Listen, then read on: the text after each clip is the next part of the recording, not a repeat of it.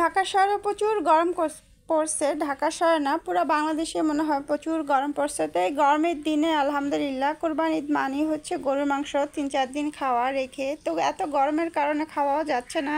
তাই আজকে শাকসবজি সব কিছুই রান্না করবো। আসসালামু আলাইকুম এভরিওয়ান, সবাই কেমন আছেন? আলহামদুলিল্লাহ, আল্লাহর রহমতে আমরা ভালো আছি। তো যেটা বললাম, প্রচুর গরম, গরমের কারণে কিছুই ভালো লাগে না। তাই আজকে ভাবছি শাকসবজি ভর্তা এগুলোই করবো। গরুর মাংস তো রান্না করা আছে, কারণ গরুর মাংস যত জাল দিবে ততই মজা হয়। আর এই বছরের প্রথম আলহামদুলিল্লাহ যে আমরা দিয়ে ডাল রান্না করতেছি, গাছ থেকে একদম ফ্রেশ আমরা পেরে নিয়ে আসছি। আমি পুরোটা ভিডিও দেখতে থাকেন ইনশাল্লাহ। গাছটা আমি দেখাবো, বিশাল বড় একটা গাছ, প্রচুর আমরা ধরছে। যদিও এখনও অতটা বাতি হয় নাই, ডাগাই ছিল, তো আমি 3-4টা পেরে নিয়ে আসছি। বিশাল বড় গাছ, ভিডিওর লাস্টে ইনশাল্লাহ গাছটা আপনাদেরকে দেখাবো। তো এই যে আমার ডালটা বাগার দিয়ে ফেললাম, আমরা দিয়ে রান্না করলাম অনেক দিন পরে।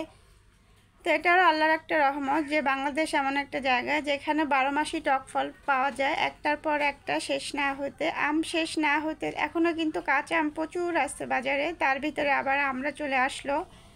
তো 12 মাসেই দেখা যায় টক ফলগুলো পাওয়া যায়। তারপরে গাছে তো কামরাঙ্গা ধরেই, তারপর আবার জলপাই চলে আসে, জাম চলে আসে, লটকন চলে আসে, এগুলো তো সবই টক ফল। তো একটার পর একটা খাওয়াই যায়, আর টক ফল তো অবশ্যই ভালো। তো এখানে আমি বেশি করে পেঁয়াজ দিয়ে শাকটা বাগার দিয়ে ফেললাম।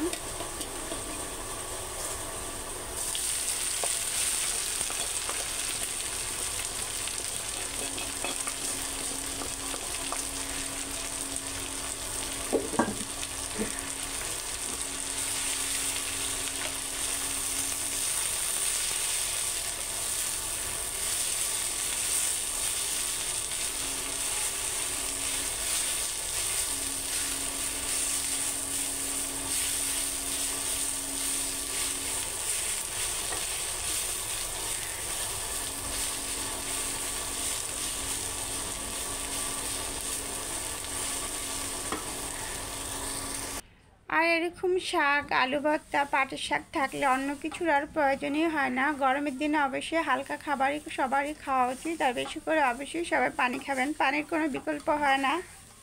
তো আমাদের জন্য আবার শিং মাছও, আজকে যেহেতু শুক্রবার, শিং মাছ নিয়ে আসছিলো, শিং মাছটা আনতে বলছিলাম, আমার আন্টির জন্য রান্না করবো। তো এটা সবার লাস্টে করতেছি, কারণ এটা করতে একটু সময় লাগে, আর এই পাতাগুলো দিয়ে ঘষলে খুব ফর্সা হয়ে যায়। আমি আরও অনেক ভিডিওতে দেখাইছি এটা কি পাতা থেকে পাওয়া যায়, তাই আজকে আর কিছু বললাম না এই পাতা নিয়ে। তো দেখেন কি সুন্দর ধবধবে ফর্সা হয়ে গেছে। তো বিকালের জন্য এখানে আবার খাসির মাংসের চাপ বানানো হবে। আসলে রান্নার সময় এগুলো একসাথে রেডি না করে রাখলে বিকালে দেখা যায় ঠিক টাইমে নাস্তাটা আর করা সম্ভব হয় না, কারণ এগুলো অনেক টাইম নিয়ে মাখিয়ে তারপরে রেখে তারপরে ভাজতে হয়। তো এই জন্য আমাদের এই যে খাবার দাবার সব কিছু রেডি করে ফেললাম, সব কিছু হালকা পাতলা। আর সাথে তো মাংস অবশ্যই আছে। আমার ছোট বোন সবাই জানেন, ও তো আর শাকসবজি কিছুই খাবে না, তো ওকে এখান থেকে মাংস দিয়ে খাওয়াই দিব। আমরা কেউই খাবো না, এখন আর মাংস খেতে তেমন একটা ভালো লাগে না। তো আমিও এখানে দেখেন অনেক বেশি করে পাটের শাক নিয়ে নিচ্ছি, কারণ আমাদের বাসায় খাওয়ার তেমন লোক নেই। সন্ধ্যা রাত্রেবেলা দেখা যায় শাকটা না খাওয়াই ভালো, তো রাত্রেবেলা দেখা যায় না খাওয়া হলে ফেলে দিতে হবে, বা যে খালা কাজ করে খালাকে দিয়ে দিতে হবে। শাক কিন্তু বাসি একদমই ভালো লাগে না। আর আসলে বোম্বা মরিচ প্রচুর ঝাল, আমি কিন্তু অতটাও খেতে পারি না, কিন্তু মরিচটা একদমই ড্যাগা ছিল, কিন্তু খুবই মজা লাগলো আলহামদুলিল্লাহ আজকে খাবারটা। শাক, আলু ভর্তা, ডাল সব কিছু দিয়েই। তো এই যে বলছি আপনাদেরকে গাছটা দেখাবো, দেখেন কত বড় গাছ, আর প্রচুর আমরা ধরছে। এটা কিন্তু বিকালবেলা, তো বিকালবেলা আসছে আপনাদেরকে গাছটা আপনাদের সাথে শেয়ার করার জন্য। এখান থেকে আমি 3-4টা আমরা পেরে নিয়েছি, পাশে কলাও ধরছে, এটা হচ্ছে বিচি একটা।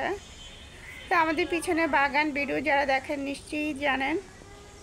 তো দেখেন আমরা কিন্তু প্রচুর, ছোটোর কারণে কম মনে হচ্ছে, আর গাছটা বিশাল বড়। আর আমাদের এখানে পুরো দেশের বাড়ির মতন এলাকা, সবাই যার যার জায়গাতে কাপড় চোপড় দিয়েছে, আমরাও দিয়েছি, তাই কাপড়গুলো শুকিয়েছে নাকি দেখতেও আসলাম। তো আজকের ভিডিওটা এই পর্যন্ত, ভালো লাগলে অবশ্যই সাথে পাশে থাকবেন, আবার নতুন কোনো ভিডিও নিয়ে আসবো। আল্লাহ হাফেজ।